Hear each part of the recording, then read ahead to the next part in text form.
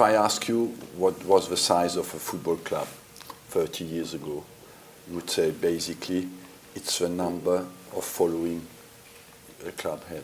The size of a club was decided by a number of people who went to the stadium on Saturday. What is the size of a club today? It is basically still the audience that the club makes. Manchester United has the biggest audience in England. But as well, it is the size of financial power of the owners that has changed. The TV income is shared equally in England in a very fair way. That is in fact questioned at the moment.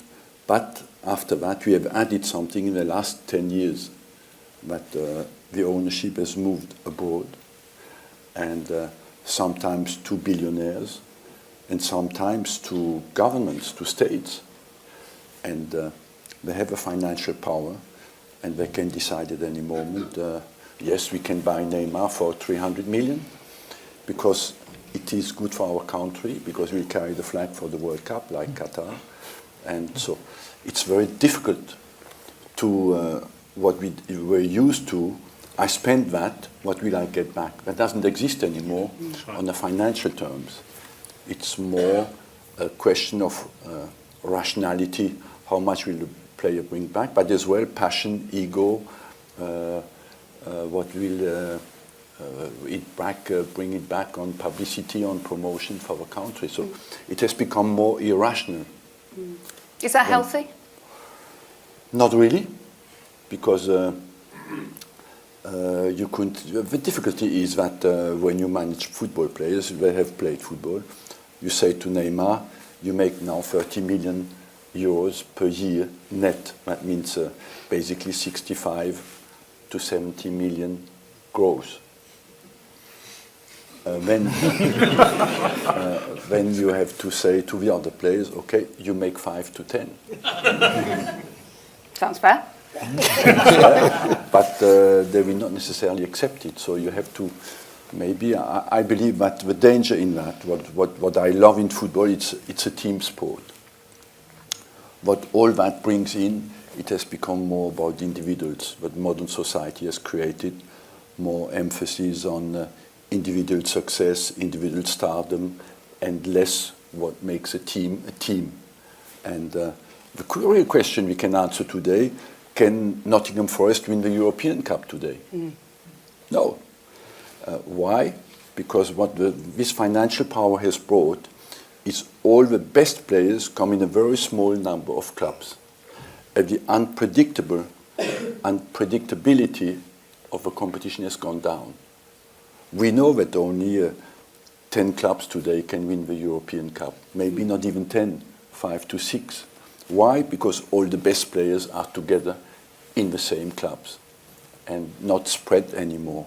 And that makes it less unpredictable. We know that Real Madrid will fight for the championship again, but they stayed as well before 30 years without winning the European Cup. Now it has changed, and all the best players are regrouped, concentrated. When you're a manager, you have to stand up. You know, you pay education of young players with points. I play a young central defender of 20 years old. I know he will cost me points in the season. And I have to stand up for that.